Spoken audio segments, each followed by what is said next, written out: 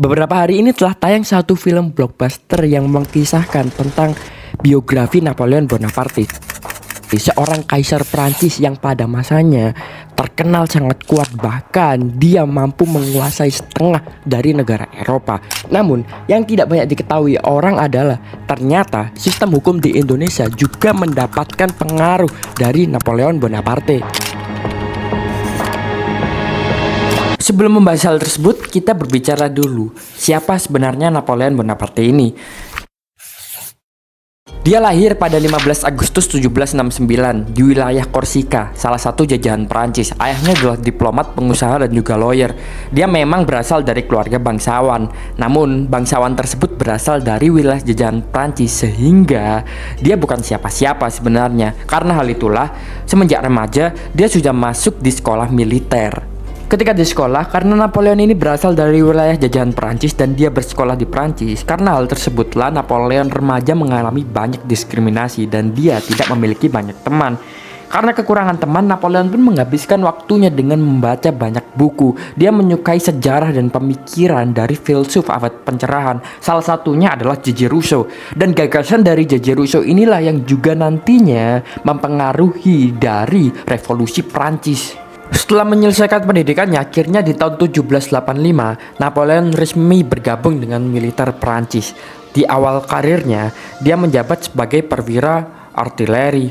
Karena begitu besar ambisi yang dia miliki dan kemampuannya dalam memimpin, di tahun 1793 Napoleon diamanahi untuk memimpin pertempuran di Toulon dan dia berhasil memenangkannya. Karena hal itulah dia pun mendapatkan jabatannya yaitu sebagai jenderal di tahun itu. Dan pada tahun 1797 Napoleon pun akhirnya diamanahkan untuk pertama kalinya memimpin pertempuran di Sungai Nil melawan Mesir. Di tempat lain di waktu yang sama pada masa itu juga terjadi peristiwa besar yaitu revolusi Prancis, di mana sebuah revolusi untuk menjatuhkan pemerintahan monarki di Prancis yang ketika itu sedang dipimpin oleh Raja Louis ke-17, di mana di masa-masa itu Prancis sedang terjadi kekalahan perang oleh Inggris dan itu menyebabkan keuangan di Prancis memburuk dan rakyat-rakyatnya banyak yang tidak bisa makan. Revolusi Prancis berhasil dan Raja Louis pun dijatuhkan dan dihukum mati. Pada akhirnya Prancis berhasil menjadi negara republik pertama pada masa itu. Namun semenjak Raja Louis digulingkan, keadaan di Prancis semakin kacau karena pimpinan diambil alih oleh golongan revolusi yaitu Robespierre yang bukannya menambah kedamaian namun malah menyebabkan teror, sehingga Robespierre pun akhirnya digulingkan oleh rakyatnya sendiri. Karena perlu mengambil tindakan, Napoleon yang ketika itu menjadi salah satu pimpinan tertinggi dari militer akhirnya pun mengadakan sebuah gerakan yang membuat masyarakat dari majelis pun memilih dirinya sebagai kaisar di Prancis ketika itu. Ya seperti yang diketahui sebelumnya, revolusi Prancis berhasil menggulingkan pemerintahan monarki dan menjadikan Prancis sebagai negara republik pertama. Tentu hal itu membuat panik negara-negara tetangga Prancis yang memiliki mayoritas sistem pemerintahan monarki, yang membuat mereka takut revolusi yang ada di Prancis ini menyebar ke negara-negara mereka. Karena hal itulah negara-negara seperti Inggris, Jerman, Rusia, dan juga Austria berusaha untuk menyerang Prancis agar pengaruh dari revolusi Prancis ini tidak menyebar ke negara mereka. Namun sesuai yang ada di sejarah, alih-alih Prancis dijatuhkan, Prancis justru malah menyerang balik negara-negara yang ada di Eropa. Karena Napoleon ini dalam kepemimpinannya, selain dia baik dalam strategi perang, dia juga memperbaiki sistem ekonomi di Prancis. Selain itu, dia juga membuat sistem hukum Prancis sendiri yaitu Code Napoleon, yang mana itu nantinya juga menyebar ke negara-negara lainnya. Dan ya sesuai sejarah, akhirnya Napoleon pun bahkan berhasil mengalahkan negara-negara besar tersebut dengan menguasai setengah benua dari Eropa. Sebelum kita membahas hubungan antara sistem hukum di Indonesia dengan Napoleon, alangkah lebih baiknya kita terlebih dahulu mengetahui sistem hukum umum yang dipakai di dunia, yaitu ada civil law dan common law. Penjelasan singkatnya, civil law adalah sistem hukum yang didasarkan pada aturan tertulis yang telah dikodifikasi ke dalam suatu buku. Sedangkan common law adalah sistem hukum yang didasarkan pada jurisprudensi ataupun putusan hakim yang telah terjadi di kasus-kasus sebelumnya.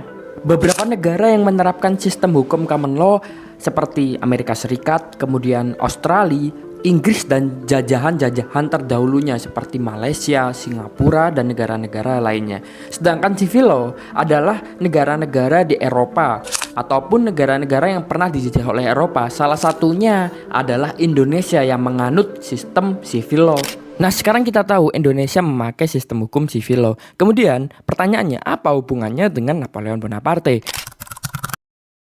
Nah, untuk mengetahui hal tersebut, kita harus melihat ke dalam sejarah lebih jauh. Jadi sebelum Indonesia memakai sistem hukum civil law, sebelumnya di Indonesia diterapkan hukum adat yang berbeda-beda di setiap wilayahnya. Kemudian Belanda datang untuk menjajah Indonesia dan akhirnya di Indonesia diterapkan hukum sesuai dengan hukum yang ada di Belanda. Nah, untuk melihat hukum Belanda ini kita harus menarik sejarah lebih jauh ketika kerajaan Romawi berkuasa. Karena hukum ini berasal dari hukum yang diterapkan di Romawi dulu, yaitu Corpus Juris Civilis. Corpus Juris Civilis berlaku di seluruh daerah yang dikuasai oleh Romawi sampai akhirnya kerajaan Romawi runtuh. Nah, waktu pun berlanjut sampai di tahun 1700-an ketika Napoleon Bonaparte dari Prancis menjadi kaisar dan mencoba untuk menguasai seluruh Eropa. Nah, pada masa Napoleon berkuasa itulah Napoleon menciptakan suatu sistem hukum yang dikodifikasi yang ditulis berdasarkan kaidah-kaidah dari hukum Romawi Corpus Juris Civilis.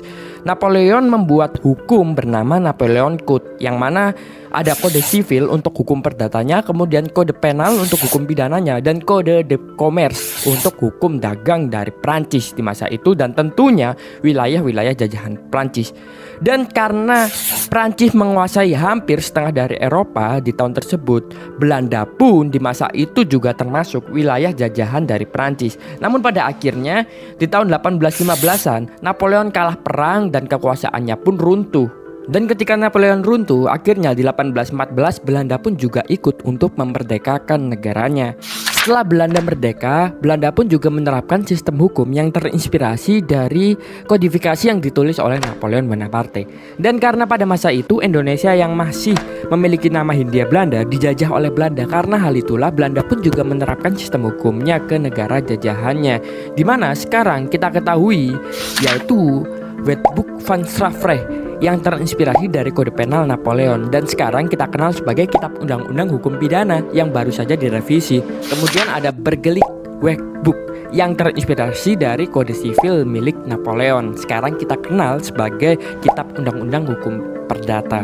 Kemudian yang terakhir ada kode commerce Wetboek van Koophandel yang sekarang kita kenal sebagai Kitab Undang-Undang Hukum Dagang. Dan ya, itulah hubungan antara aturan hukum yang ada di Indonesia dengan sejarah dari Napoleon Bonaparte.